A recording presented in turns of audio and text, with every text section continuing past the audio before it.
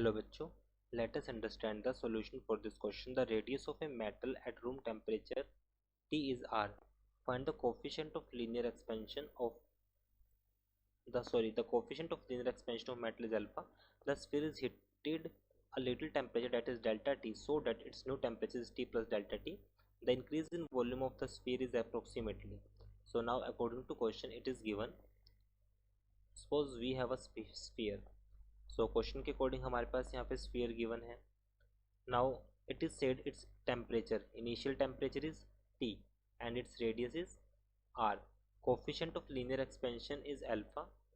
अगर हम इसको हीट कर देते हैं with increase in temperature delta T, सो यहाँ पे जो T फाइनल होगा हमारे पास वो हो जाएगा T plus delta T.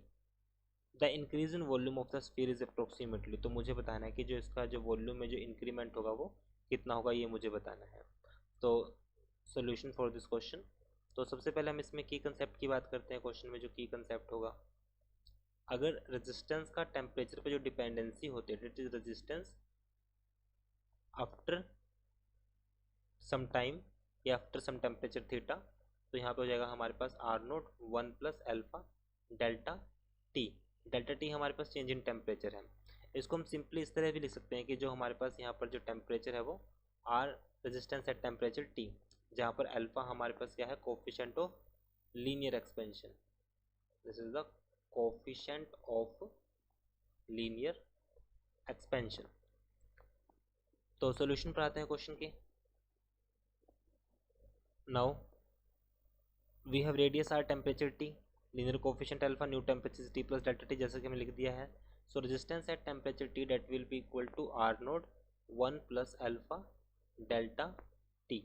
So volume जो होगी हमारे पास न्यू, उसको निकालने का फॉर्मूला होता है 4/3 पाई आर क्यूब, जो हो जाएगा.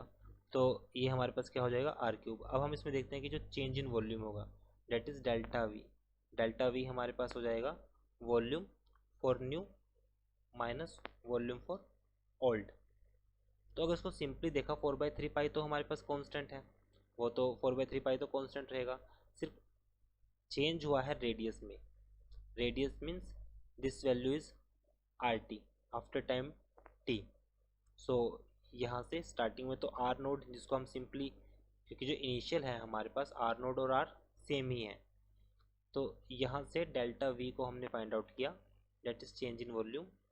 Delta v equals to 4/3 pi r cube और 1 प्लस अल्फा डेल्टा टी का क्यूब हमारे पास आएगा ब्रैकेट में. और स्टार्टिंग में इनिशियल रेडियस क्या थी, क्योंकि आर क्यूब को तो हम ऑलरेडी बाहर ले चुके हैं तो इसलिए हम यहाँ पे इसको सिंपली 1 लिखेंगे. सो ये हो जाएगा 1 का क्यूब 1 होगा.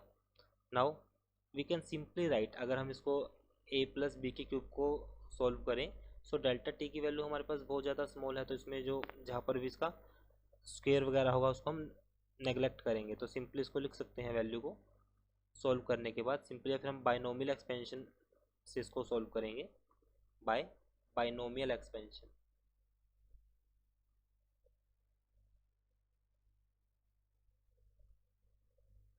Delta v that will be equal to 4/3 pi r cube 1 plus 3 alpha delta t minus 1. minus 1 से minus 1 cancel, so this value will be 4/3 pi r cube 3 alpha delta t. 3 से 3 cancel, so our answer is 4 pi r cube alpha delta t, that is change in volume. So it is our answer. I hope you understood this explanation.